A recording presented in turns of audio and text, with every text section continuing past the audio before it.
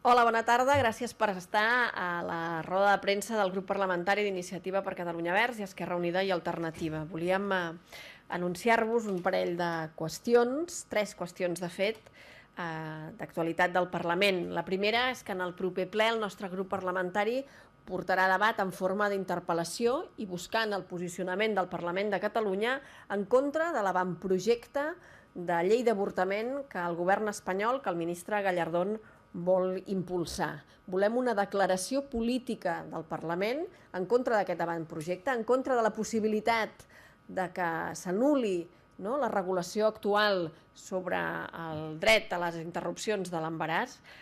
que hi hagi una declaració política en contra d'aquest avantprojecte de modificació de la llei de l'avortament, perquè entenem que a Catalunya hi ha una majoria social d'homes i dones, però també una majoria de professionals, una majoria política també, que rebutja aquest intent d'utilitzar la llei de l'avortament per portar els posicionaments més reaccionaris de l'Estat i de tota Europa a la legislació espanyola. I per tant demanarem no només el pronunciament polític del Parlament de Catalunya, sinó també que el govern de la Generalitat no s'inhibeixi a l'hora de defensar el dret actual i la legislació actual que permet l'accés a les interrupcions de l'embaràs i, per tant, que blindi la legislació actual i el govern de la Generalitat que garanteixi que no es modifica. Volem una declaració política i un blindatge de la situació actual perquè les dones tinguin dret a decidir sobre el seu propi cos i que no fem només rebuig, o que no fem només bandera, o que no ens quadrem només com a país per decidir o pel nostre dret a decidir col·lectiu, sinó també en aquells drets, com en aquest cas a la llei de l'avortament, que també afecten a una majoria, en aquest cas, a les dones del nostre país. Per tant, una declaració política i una acció contundent també del govern de la Generalitat i de les institucions catalanes que blindin, com deia, la situació actual i que protegeixin tant a les dones com als professionals que es permetin o que promoguin el desobeir la llei que el govern del Partit Popular intenta impulsar si és que finalment s'acaba aprovant. També volem que al Parlament de Catalunya tenim una iniciativa entrada des de fa temps des del nostre grup parlamentari que malauradament és més actual que mai. Em refereixo a la decisió d'avui del Ministeri d'Indústria del govern espanyol, o d'avui, o coneguda avui, que insta a Acció Cultural del País Valencià a deixar d'emetre a deixar de donar senyal per les emissions de Catalunya Ràdio al País Valencià.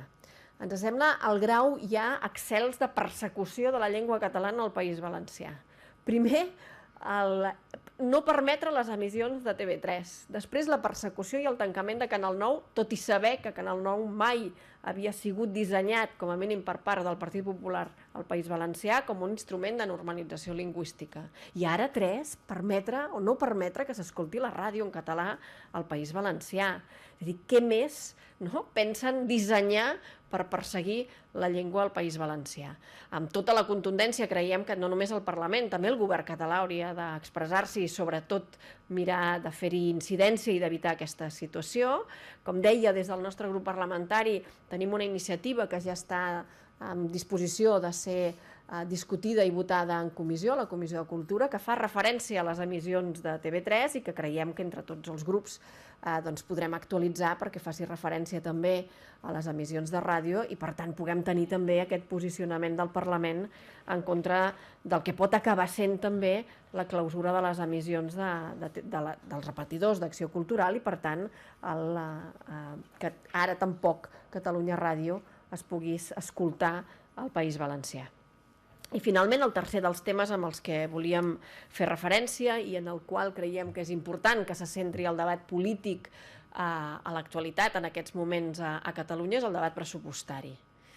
Per fer incidència en el fet que Catalunya porta 24 mesos sense discutir un pressupost, Catalunya porta 24 mesos sense poder aprovar i conèixer en què es gasta el govern de la Generalitat el seu pressupost i que el debat sobre què ingressa la Generalitat i en què es gasta els diners la Generalitat el tindrem aquesta setmana i malauradament l'atenció d'aquest Parlament i de bona part de les forces polítiques no està precisament en explicar què hi ha de bo o de dolent en aquest debat pressupostari, sinó en altres qüestions. La segona reflexió és dir que, amb certa sorpresa, constatem que l'única força política que amb contundència ha defensat el dret a decidir en el Parlament la setmana passada i que alhora amb contundència rebutjarà els pressupostos que el govern de Convergència presenta aquesta setmana és la nostra força política. L'única que ha manifestat un sí la setmana passada i un no aquesta setmana serà Iniciativa per Catalunya Verds i Esquerra Unida i Alternativa. I això ens emplaça de nou a lamentar la posició del Partit Socialista en la votació de la setmana passada i ens emplaça a lamentar la posició d'Esquerra Republicana recolzant aquests pressupostos aquesta setmana. I aquesta postura nostra ens emplaça de nou a demanar al Partit Socialista que faci tot el possible per repensar aquesta decisió de votar no la setmana passada, però demanar a Esquerra Republicana aquesta setmana que què més han de dir aquests pressupostos perquè Esquerra els rebutgi. Que per nosaltres hi ha motius suficients. Hi ha 2.000 milions de motius en forma de retallades, hi ha 2.300 milions de motius en forma de privatitzacions i vendes que encara estan per explicar, que suposen aquest paquet de nous ingressos que encara està per veure què representaran, i que per nosaltres són motius suficients com perquè una força com Esquerra Republicana no recolzi aquests pressupostos. Al nostre entendre, i això és el que intentarem explicar al llarg del debat pressupostari d'aquesta setmana, aquests són uns pressupostos que, lluny de posar algun element de recuperació econòmica, el que fan és constatar una situació que de recuperació econòmica no té res, sinó que el que cronifica és precisament una situació de crisi, ja no només econòmica, sinó de crisi social. Avui no només tenim ja crisi econòmica, sinó crisi social a Catalunya. I només cal veure, des de l'informe que ahir mostrava Intermón Oxfam sobre el creixement de les desigualtats, fins a monogràfics de molts mitjans de comunicació que aquests dies ens il·lustren amb la situació que viu el nostre sistema de salut o el nostre sistema d'educació. La situació és greu i els pressupostos que ens presenta el Govern de la Generalitat en absolut aborden no ja només la recuperació, sinó que incrementen precisament el creixement de les desigualtats. I fan una cosa pitjor, i és que ens els presenten, jo gairebé diria de forma cínica, com els pressupostos més socials de la història, quan en realitat l'únic que contenen, com deia, no només mesures que no resolen la desigualtat, sinó que en alguns casos el que són pura cosmètica, com el propi decret que el govern ens porta a convalidar també durant aquest proper ple. Un decret sobre la dita pobresa energètica que el que fa és ajornar el pagament de les famílies, però que en cap cas permet que aquestes facin front a uns pagaments que no poden assumir i que ara amb la pujada de la llum, a més, serà encara molt pitjor.